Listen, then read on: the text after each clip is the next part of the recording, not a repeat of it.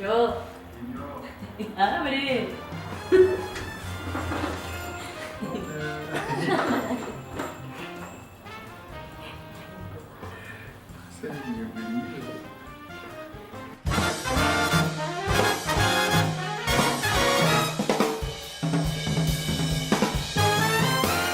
Hola, soy Sara Pinet. Bienvenidos al 7º episodio de Los Monstruos Me Hablan. En esta ocasión estamos con Alejandro Ricaño, que nos recibió en su casa, tan bonita la casa, y que vamos a platicar con él.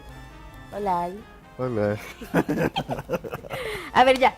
Este proyecto va dirigido a actores y actrices recién egresados, que seguramente te conocen, te admiran tu trabajo, o lo detestan, no sabemos, porque sabemos que hay de los dos tipos. Y empieza platicándonos, porfa. Tú estudiaste actuación para ser actor. En realidad no. La UV tiene uno de los pocos modelos de formación integral, donde llevas un tronco común, que tiene que ver sobre todo con actuación, pero a partir de ciertos semestres tú empiezas a como formar un perfil hacia la dramaturgia, la dirección escénica, la pedagogía o un poco la gestión y producción. ¿En qué semestre? Pues como es el nuevo modelo educativo, los semestres no van como en orden, sino que creo que desde el primer año, una vez que cumpliste un tronco común de unas, no me acuerdo, 4 u 8 materias, hace cuánto tiempo fue, una vez que cumples el tronco común, que incluso llevas inglés y llevas todavía computación. No. Sí, pues sí, estudié hace 17 años, entré a la facultad, hace 17 años entré a la facultad. Sí, llevabas computación. Y aprendías todavía hay unas cosas, no había Facebook, ese tipo de cosas. Y luego ya llevas materias de la cosa que te interesa. O sea, la idea en esa facultad, en la Facultad de Teatro de la UV, es que llegues a descubrir cuál es el perfil que quieres y comiences a modelar tu profesión hacia ese lado. Yo desde el principio sabía que quería ser director y dramaturgo, y llevé las materias que tenían que ver con dramaturgia y dirección. El problema es que todas las daba el mismo maestro, todas las daba Martín Zapata y más o menos repetía los mismos contenidos en dramaturgia 1, 2 y 3 y dirección 1, 2 y 3. Pero un tipo muy listo, un tipo al que le aprendí prácticamente todo cuando comencé a trabajar. Y ahí mismo empecé a llevar talleres, o sea, Carballido dio un primer taller ahí en la Facultad de Teatro, al que asistimos tanto alumnos como maestros y alumnos que venían de la Facultad de Letras o escritores que que intentaban profesionalizar ese oficio. Y luego hubo un segundo taller como que hizo Carballido en su casa, llevándose únicamente ya alumnos de ese primer taller, y así fue como me fui formando. ¿Y tú tomaste clases de actuación cuánto tiempo en la carrera entonces? ¿Toda la carrera? Insufriblemente los 4 años, sí.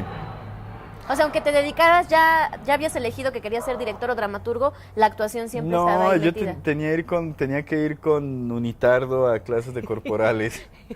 Y sí, mi maestra Ivonne Ramos, que le mando saludos,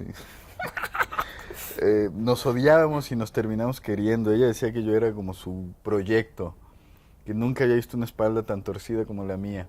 Y siempre creo que a la fecha, le dice a algunos alumnos que parecen casos perdidos, decían, incluso la espalda de Ricaño la enderezamos un poquito. Sí, tenía que estar a las 7 de la mañana echando marometas y todo eso. Y llevé clases de actuación, de canto, de todo. ¿Y cuándo dirigiste tu primera obra? ¿Mientras estabas en la facultad? No, desde la preparatoria. Desde la preparatoria con Chucho hicimos la primera obra que escribí, que se llamaba La Caja Musical, y ahí la escribíamos entre los dos. O sea, yo había visto como una serie de películas que yo pretendía imitar, ¿no? Yo creo que una de las primeras había sido Belleza Americana, que Belleza Americana se estrenó en el 99. Y yo estaba en la prepa cuando la vi. Y entonces a partir de eso escribí una de las primeras obras que hice, que era sobre una familia disfuncional. Y entre Chucho y yo la dirigimos, yo actuaba y dirigía.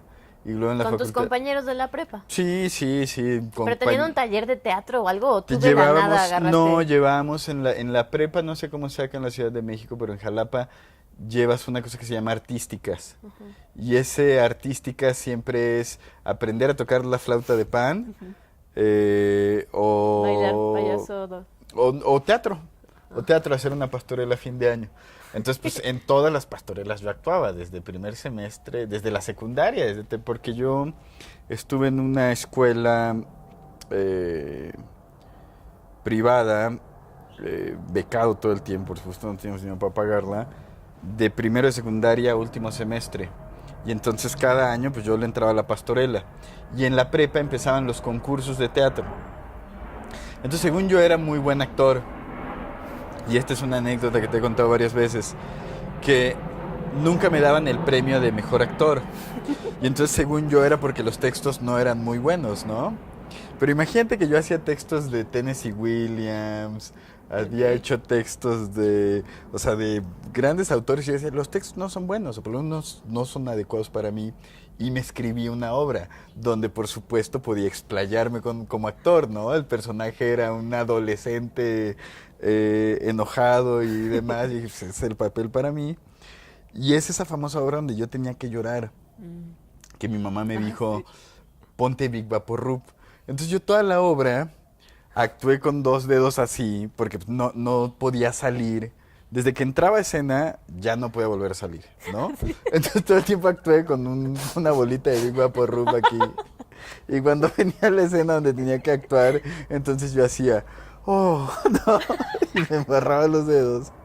Y entonces no vi el resto de la obra. No lloré, pero no veía nada, porque entonces actué así todo el resto de la obra. Entonces, por supuesto, no me dieron el premio de mejor actor. No, pues, imagínate, tenía la actriz y yo la actuaba hacia acá. Pero me dieron un premio que se llamaba Ópera Prima, que Francisco Beberido dijo, esta es la primera vez que damos el premio Ópera Prima, porque nunca nadie, imagínate, era la época en donde el teatro mexicano, pues nadie montaba autores mexicanos, montabas autores clásicos, esa era la intención de los directores. Mucho menos se había presentado que un alumno escribiera su obra. Entonces me dieron el premio especial ese donde no competía con nadie más, entonces no había manera de que lo perdiera, que se llamaba Ópera Prima. Y publican esa obra, después Beberido se la lleva a Ricardo Pérez Quita a Puebla y la publican en una revista que se llamaba Autores.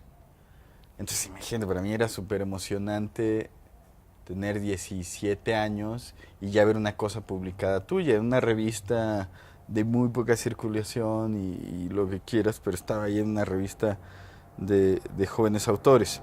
Entonces cuando entré a la facultad ya tenía muy claro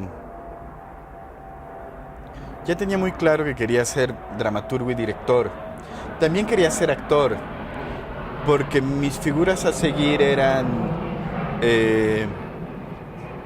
desde las lejanas, como Woody Allen, hasta las cercanas, como Martín Zapata. O sea, como personas que hacen muy bien las 3 cosas, que escriben, dirigen y actúan. Entonces yo quería hacer eso. Y actué, toda la universidad actué. La primera obra que dirigí fue otra obra que escribí yo, que se llamaba La constante sospecha de un hombre. Y ahí actuaba. Y luego hice Riñón de cerdo para el desconsuelo. Bueno, escribí antes otra, que esa ya la dirigió Brian, lo de Un torso mierda del secreto del carnicero, y en esa no actuaba yo. Después hice otra que se llama Riñón de cerdo para el desconsuelo, que es una obra sobre Beckett, donde sí actuaba, actuaba mi novia de la universidad y yo. Y todo el mundo me empezó a decir, primero muy sutilmente y luego ya muy incisivamente, que dejara de actuar. que si yo no salía en la obra podía mejorar mucho, ¿no? Después entró Hamlet y no mejoró, pues no mejoró nada, era igual. Seguía siendo igual de mala. Nos dimos cuenta que a lo mejor el problema era Guedana. Pero la gente me fue diciendo eso. Ahora, hay una disciplina del actor que la gente no sabe que es, sobre todo no lo sabe la gente de los estados, porque cuando digo los estados es provincia, pero me caga decirle provincia, es un término en desuso. En los estados es muy difícil que tus temporadas duren más de 10 funciones o incluso 5 funciones. Entonces tú estás dispuesto a dar todo, a hacerte cambios físicos, a ir cada fin de semana a dar función, siempre y cuando solo sean 2 fines de semana, solo sean 5 funciones. Entonces en ese sentido yo decía, sí, me rapo y me dejo el bigote y me quedo en mi personaje y estoy en esa disciplina. Pero cuando empiezo a conocer ya la disciplina de estar actuando una obra durante 50 funciones, 100 funciones, incluso más, me di cuenta que yo no tenía esa disciplina. Que no solo no era buen actor, sino que no tenía esa disciplina de resistencia, esa carrera de largo aliento, y que además dirigía mejor cuando no actuaba. Y escribía mejor cuando no actuaba. Porque cuando yo escribía pensando en que yo lo iba a interpretar. Entonces escribía para un mal actor. Cuando empiezo a escribir... Lo que creías que te iba a salir bien. Sí, exactamente, lo que me iba a salir bien a mí. Entonces, una de las cosas que aprendí cuando empecé a escribir es empezar a escribir para actores reales, para actores posibles. Y después para actores imaginarios. Y pensar si lo que estás haciendo representa un reto actoral para ese actor. Es decir, yo escribo algo para Adrián y eso hace que le quede a la medida. Y Adrián es un gran actor y siempre pienso en si lo que presento le va a funcionar. ¿Pero qué pasa si uno cuando escribe imagina que le está escribiendo a Robert De Niro? Entonces, cuando tú estás escribiendo, si lo lees y te preguntas, ¿esto no me daría pena entregárselo a Robert De Niro? Si es un sí rotundo, entonces quiere decir que tienes que trabajar más ese texto. Si lo trabajas más y dices, ok, esto ya no me da pena presentárselo a Robert De Niro, pero presenta un reto actoral para Robert De Niro, está a la altura de Robert De Niro, y si otra vez es un no, entonces otra vez te tienes que regresar hasta que estés escribiendo a la altura de esa gente que admiras, de esos monstruos, ¿no? O sea, Entonces tú, siempre que escribes, lo haces ya con el actor o la actriz en mente, y no me refiero a Robert De Niro como a quien quieras como apantallar, sino como sabiendo a qué actor o a qué actriz va dirigido cada personaje. Siempre, sí.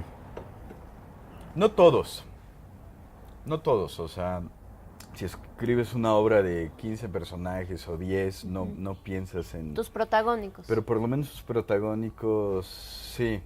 ¿Primero armas un equipo y luego escribes la obra, entonces? No. Te platico cómo empecé. Cuando, digamos, empecé a profesionalizarme en esto del teatro. Empiezas con un modelo de producción, con un modelo de compañía, un modelo independiente completamente, ¿no? Es decir, puede ocurrir de dos maneras, que tú escribas una obra y que consigas a los actores y ustedes mismos son los productores, ¿no? O sea, por supuesto no tienes un diseñador de vestuario, de escenografía, de nada, tú haces todo, el vestuario es el closet de tus papás y la escenografía es la casa de tus papás, o es la narración, por eso empezamos a narrar, porque no había dinero para escenografías. El otro es, en mi opinión, mucho más tardado, pero mucho más, que arroja resultados más interesantes, es cuando tú te reúnes con un grupo de actores, se preguntan de qué quieren hablar, cómo lo quieren contar, Y a partir de eso, un dramaturgo o más una dramaturgia colectiva comienza a escribir ese texto. Entonces, en mi caso es muy... ese sería un poquito más como el papel tal vez de un dramaturgista. O no sé, en mi caso sí me gusta primero tener el texto y luego buscar a los actores. En ese tipo de modelo de producción. Entonces, lo primero que hice cuando formé a los Guggenheim, por ejemplo, fue tener la mitad del texto y buscar a los actores y empezar a trabajar con ellos, montar sobre la marcha y al mismo tiempo que montaba iba escribiendo el resto de la obra. La escenografía la pagamos nosotros, el vestuario lo sacamos de donde pudimos y una vez que teníamos una obra empezamos a buscar en dónde estrenar esa obra. Primero hicimos lecturas en un café donde yo trabajaba y luego nos presentamos en un salón de danza de la Facultad de Teatro y luego estrenamos en un festival al que nos invitaron, ¿no? Al Festival de la Joven Dramaturgia en Querétaro. Ese es un modelo de trabajo. Es el más independiente, todo mundo va a taquilla, y nada, lo que haces es convencer a todos de un mito, ¿no? Convencerlos a todos de algo, porque les estás diciendo a unas personas, vénganse a trabajar gratis 2, 3, 6 meses, sí, que son los que van a ensayar. No tenemos una fecha y un lugar de estreno, no sabemos cómo nos va a ir. Y todos van a trabajar para que yo cuente este capricho, que es esta historia que tengo. Y es realmente un acto de fe el que hacen las compañías independientes y los actores independientes, bajo la promesa de... Esto nos va a dar trabajo a todos. Esta es nuestra tarjeta de presentación. Ahora, la verdad es que haces muchos montajes de tarjeta de presentación hasta que uno pega. Tú no le puedes decir eso a tus actores como director. Sí. Tú les dices, esta va a ser tu tarjeta de presentación y esa obra puede ser un fracaso. Y no lo sabes, no es que no lo estés engañando. No, pero es que cada montaje es tu apuesta. Cada montaje es tu apuesta. Y en realidad no es que hagas un montaje y ya después ya vas a tener las puertas abiertas y no. La verdad es que si no te reinventas, la gente se cansa de ti. Si no tienes esa condición de... Sí, o te quedas como, sí, son los que hicieron los Guggenheim y punto, ya nadie más sabe más. ¿Qué hicieron después? Absolutamente nada, ¿no? Después hay otro tipo de modelo, que es el modelo institucional, un modelo subsidiado por el Estado, donde tú ya tienes un proyecto, un texto, llamas a un productor, llamas a una serie de actores y entonces meten eso a una institución cultural, a una institución del Estado que pueda subsidiar su montaje. ¿Cuál fue tu primer montaje en ese sistema? Pues yo creo que después de los Guggenheim, el Instituto de Querétaro y creo que Jalapa, no creo quién más, me dieron lana para hacer Timbuktu, que fue una coproducción de la Orteu, de la Facultad de Teatro y no me acuerdo quién más, pero yo ya tenía un texto, que había tenido una mención en un premio, la misma gente de la muestra que había quedado contenta con más pequeños que el Guggenheim, me dijeron, ahora te vamos a producir un montaje, como que todo el mundo le puso la anita de un lado a otro. Todo eso todavía es tú estando en Jalapa, con una compañía en Jalapa. Sí, yo estando en Jalapa, y ese fue un montaje donde ya había certezas, donde ya sabíamos que los actores iban a tener un sueldo. Bueno, había actores que tienen el sueldo de la compañía titular de la Universidad Veracruzana, había actores que cumplían créditos con ese montaje y había actores independientes que eran los Guggenheim, estaba Morgan y Adrián y Hamlet, que pues sí, ellos iban a taquilla y ellos iban porque creían en mí y yo en ellos y decidimos trabajar. ¿Y tú dirigías esa puesta en Yo dirigía y escribía. Y después ya fueron Las Luciérnagas, que ya fue una producción de Limba. Que ya fue cuando te viniste aquí a... Ya fue completamente cuando me vine acá al DF, intenté traerme a alguno de los actores, pero bueno, al mismo tiempo ellos empezaron a tener trabajo y pues cada quien se fue por su lado. Yo en ningún momento intenté retener a ninguno. Y finalmente está el modelo comercial. El modelo comercial es completamente distinto. Tú te reúnes con un productor y empezamos a gestionar algo que no existe.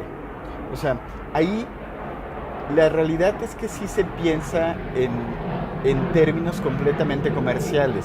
¿En qué es vende? Decir, la pregunta es, ¿qué vende? Sí en qué vende, pero también sí hay esta como estigmatización de los productores de decir, solo piensa en dinero. Y la verdad es que dentro del teatro comercial todavía hay un abanico muy amplio de posibilidades muy distintas entre sí. Es decir, piensa en cierto teatro que hace Hugo Arrevillaga, por ejemplo, o Martina Costa, o Enrique Singer, o Sabina Berman, o Jimena Escalante. Te puedo mencionar un montón de directores que siempre están como con un piecito en el comercial, que son directores que nadie, pero de verdad nadie cuestionaría el talento y la integridad que tienen, ¿no? El talento y la calidad de los montajes que hacen, ¿no? No lo puedes poner eso al lado del tenorio cómico, ni al lado del teatro que se produce, ni el tenorio cómico lo puedes poner al lado de lo que se produce en el Teatro Insurgentes, por ejemplo, o lo que hace Ocesa. O sea, cuando hablamos de teatro comercial hay muchos tipos de teatro comercial. Entonces, el teatro comercial que yo empecé a hacer quería que estuviera más o menos dentro de ese parámetro, ¿no? Del teatro que yo había visto de Mauricio García Lozano, de bla, bla, bla. Y ahí fue donde empecé a trabajar con Claudio Sodi. Y ahí fue donde hicimos Un hombre ajeno, Cada vez nos despedimos mejor, no me acuerdo qué otra cosa. Porque antes sí había hecho un teatro muy comercial. Este teatro con Facundo, producido con Rubén Lara, que sí está más cercano a este otro circuito que antes mencionaba, que ya es demasiado comercial. Entonces dije, bueno, ahí yo no me sentí cómodo. Entonces, en este otro circuito como a medio caballo entre el teatro cultural, le decimos, me parece un poquito ingenuo, pero bueno, el teatro cultural. Es el teatro que a ti te interesa hacer. Y el teatro... Lo que digo es que tienen que ver modelos de producción, mezclamos modelos de producción con modelos estéticos, sí. o de contenido. Se me fue el nombre. O modelos de representación, es donde ya es un poquito escabroso mezclar las dos cosas. Pero bueno, en ese tipo de modelo, si tú te reúnes con un productor y dicen, ¿qué proyecto vamos a hacer este año? Ok, bueno, pues nos convendría hacer algo con 2 actores y poca escenografía, porque tenemos muy poca lana y vamos a ir a un teatro de 300 localidades, y entonces nos conviene. Entonces comienzas tú a negociar con el productor qué actores. Entonces te puede decir un actor muy, muy comercial que salió en la telenovela de no sé qué, y entonces tú le sugieres a este actor que es muy, muy bueno, que es talentosísimo, pero que no va a llenar ni las 2 primeras filas del teatro. Y entonces comienzas a negociar hasta que encuentras actores que estén como en un punto intermedio. Actores que se formaron en teatro, que hacen cine y que ciertamente las telenovelas o un cine muy comercial los hizo famosos. Pero dices... Chema Yaspi, que es un ejemplo muy, muy claro, ¿no? O sea, Chema es alguien que ha estado en telenovelas, pero principalmente ha estado en cine y se formó en teatro y es un actorazo. O sea, Chema es como el actor perfecto. Sí. Entonces, la cosa también es cuando se te acaban los Chemas, ¿no? Sí. Y entonces... O Ludvika también, que es una superactriz. O Ludvika, que es una superactriz y que está muy bien en teatro y está haciendo en cine, bla, bla. O sea, son como esos actores. O sea, un actor que me cuesta todo el tiempo pelear es Adrián, por ejemplo, que lo quiero meter a comercial, o a ti te quiero meter a comercial, y siempre es como que quieren tener algo que respalde. Entonces, esa es otra negociación. Ese es otro tipo de negociación. Ya que armas eso, entonces empiezas a escribir el texto. O sea, el proceso es muy raro, partes de una cuestión de producción. Depende de tu modelo, cómo vas a trabajar cada cosa. Ese fue mi modelo, pero también puede haber otro modelo donde dicen, vamos a reunirnos y vamos a comprar los derechos de tal obra inglesa, que es lo que está ahorita muy de moda, traernos obras de Londres o de Nueva York, aquí la va a montar Mauricio García Lozano, y vamos a traer estos actores de no sé qué, o un musical, ¿no? Pero entonces ahí sí el proceso creativo parte desde la producción. Muchas veces el proyecto ni siquiera es tuyo, un productor te habla y te dice, oye Ricaño, compramos los derechos de esta obra española y queremos que la dirijas tú. Y entonces comenzamos a buscar los actores, o queremos que tú hagas la adaptación. Entonces, son procesos muy, muy distintos en los que comienzas una obra de teatro. Desde lo independiente, que es en la cantina, los 3 actores borrachos los convences de que trabajen contigo gratis, a armar una carpeta bien desarrollada y llevarla a una institución cultural, una institución del Estado que te la pueda subsidiar, o con la última, con el productor. Sí, o empezar a tener un nombre y que producciones comerciales te hablen para dirigir, o bien tú ir con tu texto con un productor comercial y decir, tengo esta maravilla. La realidad es que muy, muy poco los productores comerciales se arriesgan con autores nacionales. Ahora, en estos primeros 2 sistemas de producción, que es tú con tus cuates en el bar o nosotros pidiendo a Limba un apoyo para montar nuestra obra, creo que audiciones para tus obras has hecho una vez, 2 veces máximo. Yo no hago audiciones, ¿no? Y yo estoy completamente en contra de las audiciones por lo siguiente. Creo que un director que hace audiciones es un director flojo, es un director que no conoce a los actores de su comunidad, y eso está bien chafa. O sea, si alguien tiene que audicionarte, es porque el güey no ve teatro. Y eso me parece súper chafa. En cine es distinto, porque ahí sí tienes que hacer pruebas de cámara, y hay un actor que tú conoces que es muy bueno, de pronto ahí no cuadra con ese personaje. O sea, yo no hago casting de entrada, porque cuando escribo estoy pensando en qué actor. Y muy pocas veces me han dicho que no. Y cuando me dicen que no, voy a buscar otro director y reescribo un poco el texto en función de ese actor. Pero yo no hago castings por esa razón. 2, porque los castings son súper engañosos. Hay actores que son muy buenos para el casting, pero lo que te dan en el casting es todo lo que te van a dar. Lo que te dan en el casting es lo que te van a dar en la función 100. O no, o en un casting te pones nervioso, te sale de la fregada, lo arruinas todo, y tendrías capacidad para un montón. Le dices que no a un actor que en el casting lo hizo muy mal, sí, pero que lo que te da en el casting es esto, y lo que te da al momento de estrenar es una cosa inabarcable que dices, ¿cómo pudo crecer? Y eso no lo puedes saber en un casting. Y entonces tú, yo sé que ya escribes como pensando en tus actores, pero pensando como en estos actores y actrices recién egresados que ahorita te están viendo, que te están oyendo, ¿cuál sería el modo de acercarse a ti? Porque yo veo que de repente te dicen, toma mis fotos, y que dices, híjole, esto no funciona de nada, no sirve de nada, ¿no? Invítame a un casting. Híjole, pues es que él no hace castings. ¿Cuál es la forma? No. Pues es suerte que los vean una obra y que digan... Es invitarte al teatro. Sí, o sea, a Sonia Franco yo no la conocía. Y la fui a ver en Bosques y odié su trabajo en Bosques, pero dije, es perfecta para María. ¿Viste lo que buscabas? Es completamente perfecta para María y dije, es ella, ese no es nadie más. A ti te hice casting y fue una cosa rarísima, fue porque había una actriz que al final no nos terminamos de poner de acuerdo.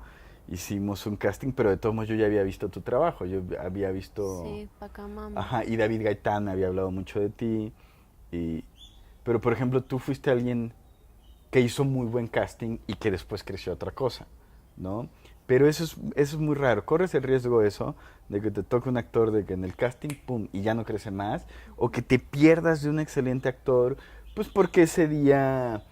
tenía alguna batalla interior, un problema personal, porque ese día tenía diarrea, porque estaba nervioso, porque todo, ¿no? O sea, me pasó cuando hicimos Las Luciérnagas que alguien llegó y leyó todo lo de María y dijimos, no, estamos haciendo lo de Lola. Y se descompuso completamente, porque lo había preparado. Realmente lo había preparado, entonces leyó lo otro. Nunca voy a saber si era la Lola perfecta. No. Oye, tú cuando...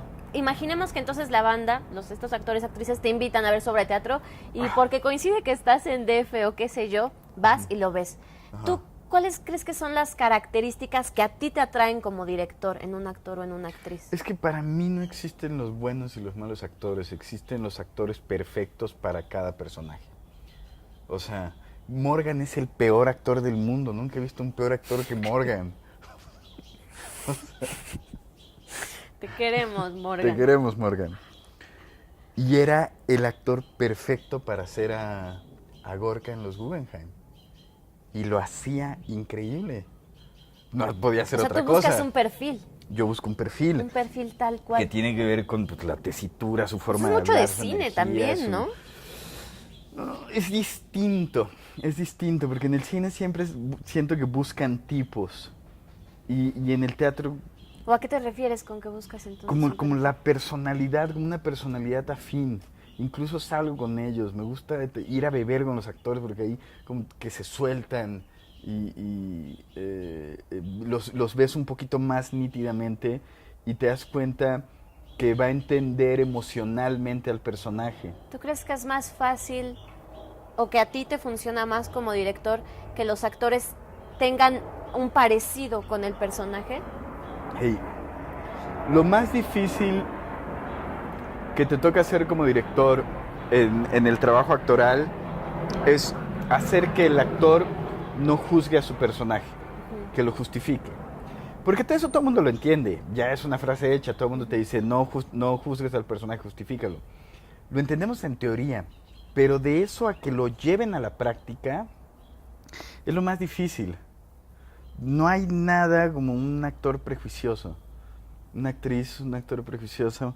Como que hay un distanciamiento del personaje que sí, se vuelve difícil. Sí. O sea, y no quiere decir que voy a buscar gente violenta con tendencia a la psicopatía para interpretar al asesino que yo escribí. No, tiene que ver con personalidades, insisto, esa capacidad de entender emocionalmente al personaje. Ahora, ya cuando tú vas, o sea, volviendo a la pregunta de cómo yo llamaría a ese actor porque lo vi en escena, pues ya también tiene que ver con un montón de cosas. O sea, sí tiene que ver con que pues sepan pararse en escena, con que hablen bien, con que bla, bla, bla. Pero sobre todo veo y digo, ese actor funciona para este personaje. ¿No? Te lo imaginas luego. Sí.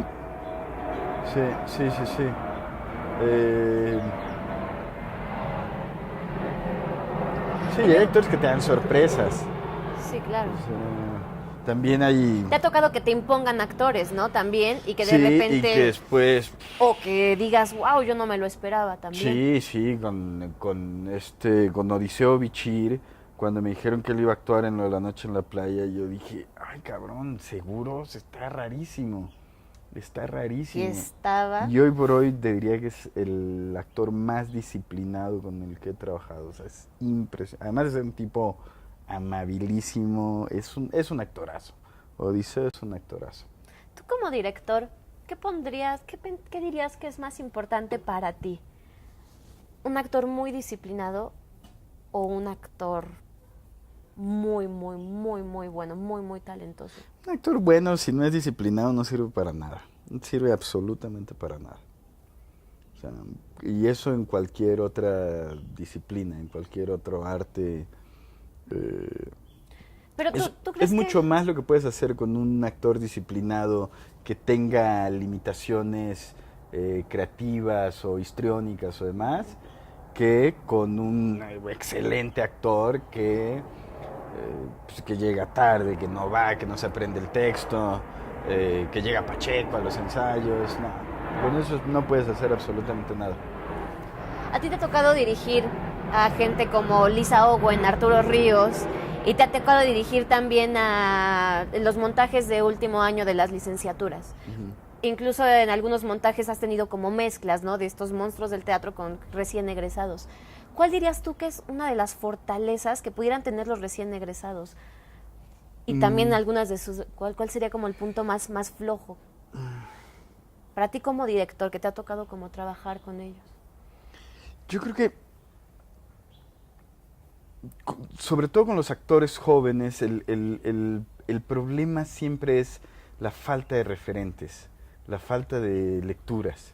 O sea, como que en algún momento se empezó a construir en el imaginario colectivo de manera muy errónea que los actores su trabajo era físico y que entonces no tenían que leer. Entonces que pasaban tanto tiempo entrenando que entonces no tenían que cultivarse, no tenían que leer, no tenían que ver cine, no tenían que ver teatro, no tenían que ver obra plástica, no tenían que escuchar música, y sobre todo que no tenían que trazar puentes comunicantes y de comprensión entre todas esas cosas.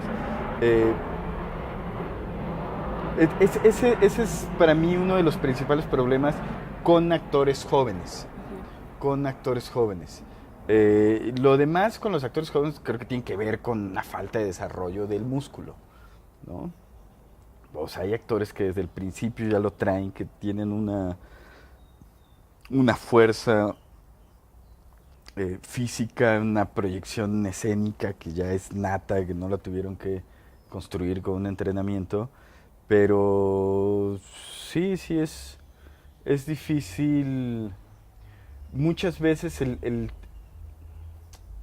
creo que siempre hay un espacio de incomunicación entre el director y el actor cuando uno hace un trabajo demasiado intelectual y otro hace un trabajo emocional, demasiado emocional, ¿no?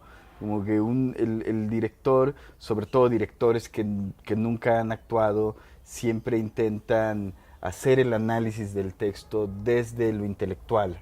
¿Sí sientes que fue importante para ti ahí haber actuado? Sí, y el actor siempre lo hace desde la parte emotiva, siempre se está cuestionando por qué el personaje, cuál fue el impulso emotivo para que el personaje haga lo que hace, ¿no? Y el director no tanto.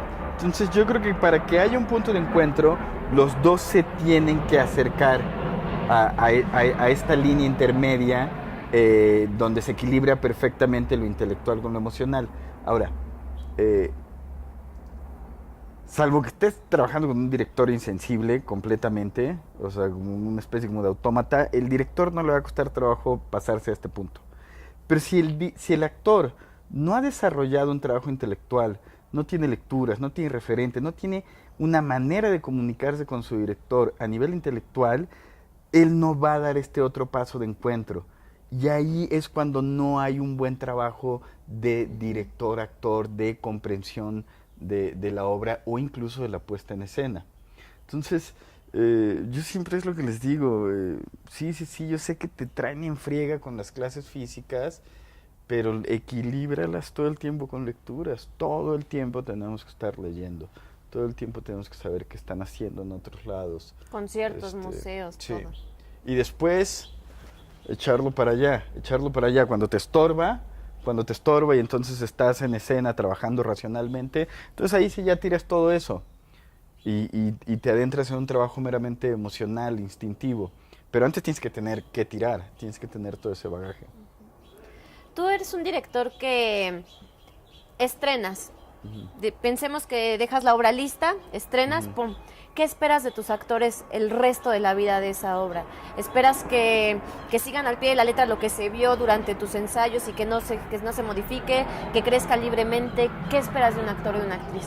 No, yo tengo la mala fama de nunca volver a dar notas, nunca volver a revisar un montaje, nunca... O sea, siempre lo he tenido claro. Un montaje lo termina de dirigir el público. El público es el que les va a decir dónde se cae el ritmo, dónde funciona la obra, dónde va el chiste, dónde va el silencio. El público te termina de dirigir. Y después las obras comienzan a tomar una forma que no te gusta mucho. Es decir, no te gusta a ti como que director. no te gusta a ti como director porque no es lo que dirigiste, ¿no? Pasa mucho en la comedia que los actores comienzan a engolosinarse con el chiste y comienzan a venderse un poquito con el espectador. y entonces tú quieres ir y frenarlos y recatarlos y hacer otra vez tu comedia finita, pero dices, no, ya la obra no es tuya. Una vez que estrenas, la obra es del actor y el espectador. Y en ese convivio, en esa comunión, tú solo estorbas. Y lo mejor que puedes hacer es quitarte de en medio. O sea, a mí me critican mucho de que ya no voy a las funciones, que ya no los cuido y que no doy notas, pero cuando he ido y lo he intentado, me doy cuenta que solo estorbo. Que solo estorbo. Digo, si de pronto cambia mucho la obra, no doy notas. Lo que digo es, hagamos otro ensayo y vamos otra vez corrigiendo un par de cosas, pero tú como director no puedes contradecir al público. El público siempre tiene la razón. Entonces tendríamos que decir que tendrías que tener tú una confianza total en que tus actores tienen esa capacidad de escucha del público, de lectura del público. Sí, cuando hay uno, yo creo que ni siquiera lo llamaría a trabajar o lo sacaría desde el principio. Es decir, me tocó en una función, los detectas desde la primera función. Cuando estrenamos una obra, había una actriz que todo el tiempo había estado como muy cuidadosa. Muy cuidadosa de su trabajo, muy limitada, muy reservada, ¿no? Cuando llegó el estreno, es el típico actor de estreno que ¡fum! Crece y empieza a probar cosas nuevas, y entonces, y eso me parece una falta de respeto a los otros compañeros actores, ¿no? Entonces lo empezó a hacer y paré la función. Entonces me paré y le dije al público, perdón, tenemos un inconveniente técnico, vamos a retomar, vamos a comenzar desde el principio, ¿no? Entonces me llevé a los actores a camerinos y me dijeron, ¿qué pasó? Y dije, no pasó nada. Tú estás haciendo algo que no trabajamos en conjunto. Tú le estás faltando el respeto a todos los demás, ¿no? Y había sido una actriz que siempre habíamos tenido como problemas. Y yo sabía que ya no me escuchaba cuando la dirigía y que iba a terminar haciendo lo que quisiera en escena, ¿no? En cuanto vi que iba a hacer eso, la frené desde la primera función y entonces dijimos, si lo vuelves a hacer, vuelvo a parar la función, ¿no? Y era un montaje estudiantil, además se la podía reprobar, pues, o sea, lo cual hubiera sido muy injusto. Claro. Lo que tenía que hacer es decir, nosotros trabajamos algo y todos estamos en esta misma línea. Si de pronto tú quieres aparecer acá por lucirte, entonces estás afectando el trabajo de todos los demás, ¿no? Entonces, claro, es que es la delgada línea entre empezar a hacer más por querer lucirte, por querer que, no sé, destacar, sí, o de empezar a hacerlo distinto por la escucha del público y de tus compañeros y de lo que la obra necesita. Pero es una línea... No, o sea, el público te dirige. O sea, esa actriz, creo que ya ni actúa. Esa actriz no escuchaba ni a sus compañeros, ni al público. Ella lo que quería era lucirse en escena. Y entonces eso sí es grave. Me ha tocado que modifiquen una escena sin avisarme porque se dieron cuenta que no funcionaba. Porque entonces dicen, este chiste aquí no está funcionando, pero ¿qué pasa si lo cambio acá? Y entonces funcionaba bien. Entonces yo puedo llegar y hacer un berrinche, decir, ¿cómo tocaron mi texto? Pero funcionaba mejor. Pero cuando dices, carajo, es que está funcionando. Uh-huh. Es que está funcionando. Con Adrián tenía 1000 pleitos con sus silencios. Que de pronto los silencios que yo le marcaba de 3 segundos, los empezó a hacer de 5, de 10, de 15 segundos. Y entonces yo decía, carajo, Adrián. Pero cuando el actor te dice... Del público. Y el público está cagado de risa. Entonces, pues tú te tienes que tragar ese orgullo. Sí, sobre todo si él ha estado ahí función con función durante 100 funciones y tú nada más llegaste a esta. Sí, claro. Sí, completamente, ¿no? Y así tenemos anécdotas, ¿no? Lo de Arturo Ríos con su ¿qué? Que al final no dijo. No. O sea, sí, yo estreno y ya. De hecho, yo nunca veo los estrenos. Para mí mi estreno es mi primer ensayo con público. Entonces ahí veo que funciona. Corrijo, el segundo ensayo con público es la última función que veo. y ya el estreno no lo veo. ¿Para qué? ¿Para hacer corajes? ¿O no? ¿O Ya no para puedes ver que cambiar salió nada. bien? Bueno, el No, estreno no. son funciones muy difíciles y son funciones de público especial. Sí es una función de las más difíciles. Todo el mundo dice que el estreno es la función más difícil. El estreno es la función más fácil del mundo. Es la más desbordada. Por sí. eso, ajá, Pero no, es la difícil para mejor. ti, digo. No está para mí. nervioso el público, porque Sí. entre el público está tu la mamá. novia del actor, está el papá de la actriz, el no sé qué, está todo el mundo ahí, se siente un nerviosismo. Porque yo me acuerdo cuando fui al estreno de La Velocidad del Zoom del Horizonte, que hay en el Foro del Bicho, que yo estaba nerviosísima y me acuerdo de que yo veía a los actores súper relajados ahí en escena, pero yo tenía tantas ganas de que saliera bien y de que le gustara a todo el mundo y de que me gustara a mí, que sí, los nervios eran mucho más grandes también del lado del espectador. Sí, o sea, se genera una comunión en los estrenos bastante misteriosa y como que recorremos la cuerdita floja todos, ¿no? Entonces, cuando me dicen que el estreno es una función difícil, no, función difícil la segunda, función la del segundo fin de semana, esas son funciones difíciles, la del estreno.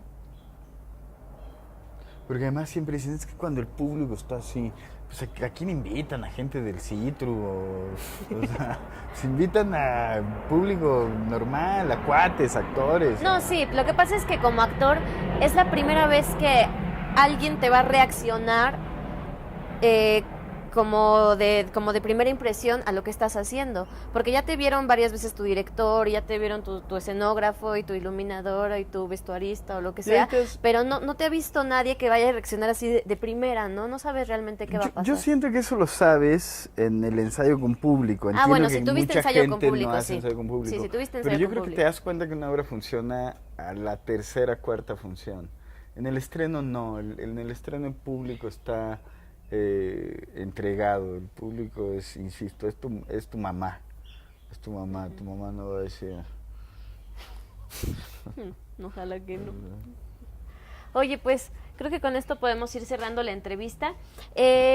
Así como una última, nos gusta estar cerrando las entrevistas como, pues, contando unas palabras de aliento. unas palabras de aliento, porque Arturo Ríos nos hizo el favor de decir, no estudien esto, hagan otra cosa.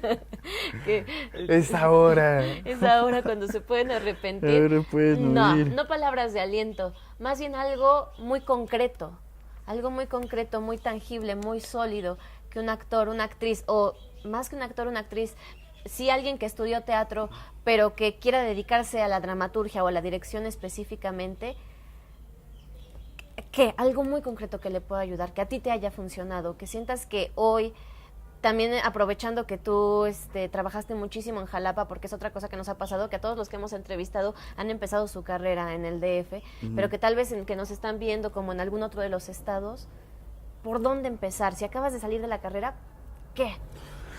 Pues son como varias. Si son actores y quieren que los inviten a trabajar los directores que admiran, sean una chinche con esos directores. Ofrézcanles su trabajo las 24 horas y invítenlos a algo que estén haciendo. Lo primero que tienen que hacer es un montaje de tarjeta de presentación. Y si es su montaje de tarjeta de presentación, hagan el mejor montaje que puedan. Háganlo extorsionando a los papás y sacando dinero y ensállenlo 2 años. Y una vez que hacen ese montaje, si es un buen montaje, no dejen de invitar a los directores a que vayan a verlos. Va a llegar un momento que el director, ya para que les dejen de dar lata, va a ir. Y va a ir y va a decir, ay cabrón, esta actriz me funciona para esta obra, este actor me funciona para esta obra, o esta compañía estaría interesante trabajar con ellos. Se acaban de bañar, pero todo bien. Si son dramaturgos, escriban su texto y es como en la azotea, ¿viste? Está lavando. No sé qué está pasando, Así, pero... ¡ya cállate! Si son dramaturgos, ningún director les hubiera a tocar la puerta y les va a decir, oye, de casualidad, tú eres un genio que no hemos descubierto y tienes un texto que podemos montar, eso no va a ocurrir nunca. Tienen un texto y tienen que ir con el director. Les voy a contar una anécdota muy buena. Una vez un dramaturgo muy conocido me envió un correo que decía: mi querido Ricaño, mi querido Alejandro Ricaño, te escribo porque escribí un texto que creo que tú serías el director perfecto, porque conozco tu trabajo y te admiro y bla, bla, bla. Y yo dije, órale, qué amable. Y por un momento lo pensé. Y en eso me llega otro correo. Y abro el correo y decía, querido Hugo Arribillaga. Y era la misma anécdota, era el mismo machote. Le mandó el mismo a varios. A varios. Pero dije, es una buena técnica. que este es un pinche genio. Sí. Este es un genio. Y es uno de los autores más montados en México. Porque es un halago, es una forma de llegar. Tú tienes que ser un promotor de tu trabajo. Y si tú lo puedes dirigir, hazlo. Siempre y cuando reconozcas, hay dramaturgos que como directores son el peor enemigo de su texto. No le tengan miedo de pedírselo a, como dicen, el no ya lo tienes, ahora ve por un follow, bloqueado. Sí, gánense eso, gánense que los bloqueen en las redes sociales y que les pongan una orden de alejamiento. Pero vayan y decir, siempre he querido trabajar, que David Holguín monte mi obra. Pues vas, averiguas dónde vive y vas no sé qué, y se la cuentas ahí, mire maestro, hice esta obra, no sé qué, lea las primeras páginas, no sé, va a ver que le va a gustar, no sé qué. Lo peor que les puede decir es que les diga que no. Sí. Y lo mejor es que les diga que sí o que les diga no, pero mira, tengo este alumno y te conecta con alguien que es tu alma gemela creativa, ¿no? Y como director es lo mismo. Como directores yo siempre les diría algo, y esto mucha gente no está de acuerdo conmigo. Nunca trabajen con nadie a quien ustedes le tengan que enseñar algo. Siempre trabajen con gente a la que le puedan aprender algo. Al inicio. No, siempre. Siempre. Siempre.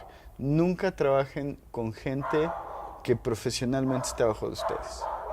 O sea, si quieres crecer como director, siempre trabaja con los directores que dices, ¿en serio Lisa Owen querría trabajar conmigo? ¿Por qué? Si soy más joven que él y mi carrera es mucho más pequeña y mis reconocimientos son mucho más pequeños. Sí, como apostarle allá. No, pues vas ahí y como directores es la única... La mayoría de los directores son muy inseguros y siempre les gusta esa zona de confort de solo trabajar con jóvenes a los que les enseña. Eso es bueno cuando tienes una intención de formación. Didáctica, de sí, formación. cuando tienes el perfil de formador, cuando tienes esa vocación de formador, eso me parece la tarea más noble, ser un formador. Pero cuando lo haces porque quieres estar en una zona de confort y siempre quieres ser el que enseña, el que sabe más, ahí es donde están bien jodido. Yo siempre digo, si ambicionan hacia ese otro lado como director, nunca trabajen con gente que profesionalmente sea más pequeña que ustedes. Siempre trabajen con gente que profesionalmente sea más grande que ustedes y que eso los va a obligar no solo a aprender, sino a estar todo el tiempo en su disciplina y en sus capacidades. Entonces, estar ahí al tú por tú en esa carrera. Ok. Bien. Pues muchísimas gracias por acompañarnos en este episodio. Muchísimas gracias a ti, Ale. Y el siguiente episodio vamos a estar platicando con Sandra Félix, así que no se lo pierdan y nos vemos pronto.